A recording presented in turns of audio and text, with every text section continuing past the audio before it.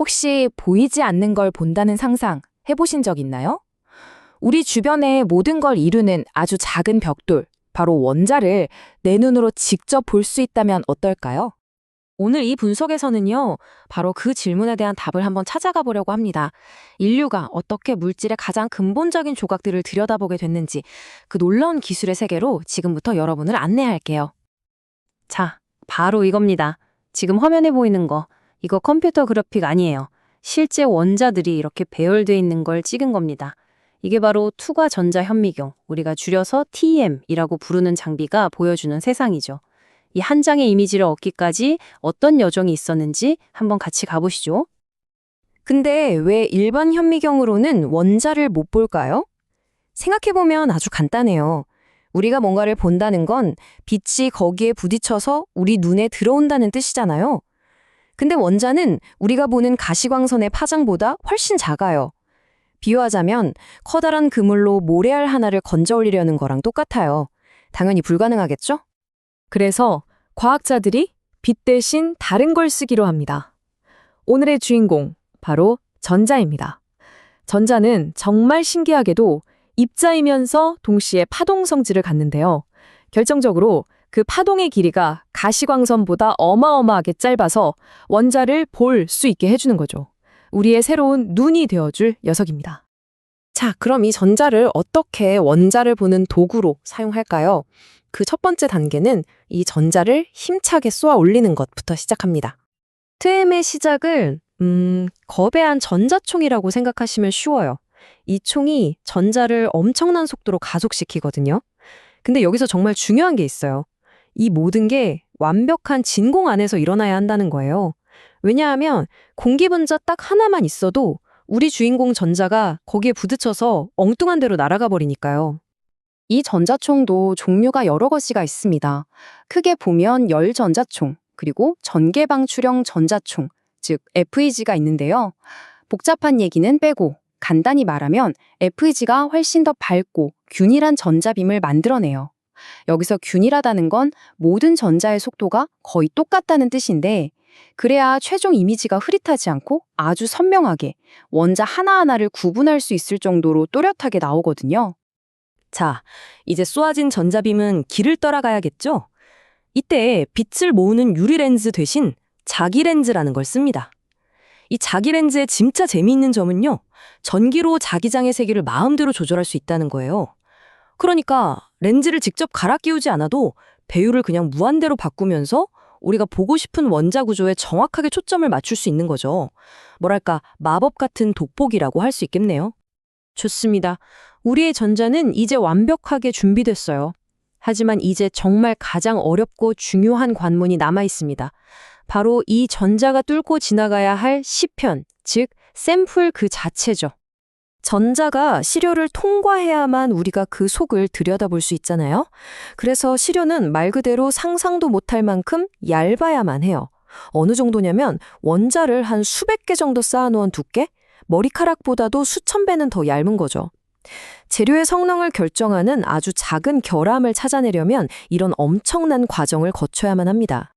시료를 이렇게 얇게 만드는 과정은 정말 다양하고 또 복잡합니다. 지금 보시는 것처럼 원래 재료가 어떤 상태냐에 따라서 예를 들어 그냥 덩어리인지 얇은 막인지 아니면 가루 형태인지에 따라서 준비 과정이 완전히 달라져요. 이렇게 힘들게 만든 얇디 시편은 바로 이 작은 그리드 위에 살포시 올려놓습니다. 집경이 겨우 3mm밖에 안 돼요. 이걸 보니까 우리가 얼마나 작은 세계를 다루고 있는지 좀 실감이 나시죠? 이 한마디가 모든 걸 설명해 줍니다. 가능하다면 얇아진 시편은 절대 만지지 마라. 준비된 시료는 너무너무 섬세해서 아주 작은 충격에도 그냥 바스러져 버려요. 현미경 전문가들의 엄청난 기술과 집중력이 필요한 이유가 바로 여기에 있죠. 자, 드디어 모든 준비가 끝났습니다. 전자빔이 마침내 시료에 도달하는 순간 이야기의 하이라이트로 한번 가보시죠. 여기서 꼭 기억해야 할 게 있어요. TEM 이미지는 우리가 생각하는 것처럼 사진을 찰칵 찍는 게 아니라는 겁니다.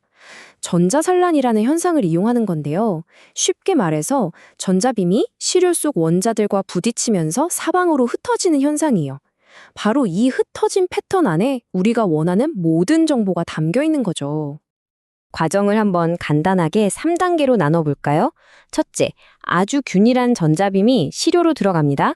둘째, 시료 안에 있는 원자들과 부딪히면서 일부 전자의 경로가 바뀌어요. 셋째, 그 결과 시료를 빠져나온 전자들은 더 이상 균일하지 않겠죠. 마치 복잡한 그림자 같은 패턴을 만들게 되는 겁니다. 여기서 재밌는 사실 하나 알려드릴까요? 이 산란이 얼마나 잘 일어나는지를 나타내는 단위가 barn, 우리 말로 하면 헛간이에요. 왜 이런 이름이 붙었냐면 초창기 핵물리학자들이 보기엔 원자핵이 너무 작으니까 이걸 맞추는 게 마치 헛간 문짝만큼이나 크다고 농담을 한 데서 유래했다고 해요. 물리학자들의 유머 감각 참 독특하죠? 자, 이제 이 원자의 그림자를 어떻게 읽어내는지, 그리고 이걸로 어떤 놀라운 정보를 얻을 수 있는지 그 결실을 확인할 시간입니다. 바로 이겁니다. 이게 TEM의 진짜 능력이에요. 왼쪽은 우리가 흔히 생각하는 현미경 이미지, 그러니까 물질이 어떻게 생겼는지를 보여주죠.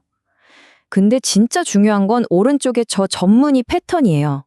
저건 원자들이 얼마나 규칙적으로 배열되어 있는지 그 구조 정보를 담고 있거든요. 이걸 회절 패턴이라고 하는데 원자 배열의 고유한 청사진 같은 거예요. 이 청사진만 있으면 우리는 더 튼튼하고 효율적인 신소재를 설계할 수 있게 되는 거죠. 여기서 한 발 더 나아가면 이렇게 복잡하고 아름답게까지 한 패턴도 얻을 수 있어요. 이건 수렴빔 전자회절 CBED 패턴이라는 건데요. 물질의 결정 구조에 대한 훨씬 더 자세한 정보를 담고 있습니다. 원자 배열의 아주 미세한 뒤틀림이나 결함까지 전부 잡아내는 그야말로 물질의 고유한 지문이라고 할 수 있죠. 자, 그럼 이 모든 게 도대체 왜 중요할까요? 원자 수준에서 물질을 보고 조작할 수 있다는 건 결국 더 강하고 가벼운 신소재를 만들고 더 작고 빠른 반도체를 설계하고 심지어 생명현상의 비밀을 푸는 열쇠가 된다는 뜻입니다. 한마디로 미래를 만드는 기술인 셈이죠. 우리가 지금까지 탐험한 세계는 바로 이 나노미터의 영역입니다. 100나노미터 이하, 정말 상상조차 하기 힘든 이 작은 세계에서 인류는 지금 새로운 가능성을 만들어가고 있습니다. 네, 전자총에서 출발한 하나의 전자빔이 시로를 통과하고 산란되어서 마침내 원자세계의 정밀한 지도를 그려내기까지 정말 긴 여정이었습니다. 이제 우리 인류는 원자를 볼 수 있는 눈을 가졌습니다. 이 새로운 눈으로 우리는 과연 어떤 미지의 세계를 발견하게 될까요? 또 어떤 어려운 문제들을 해결하게 될까요? 그 가능성은 정말 무한하다고 할 수 있겠습니다.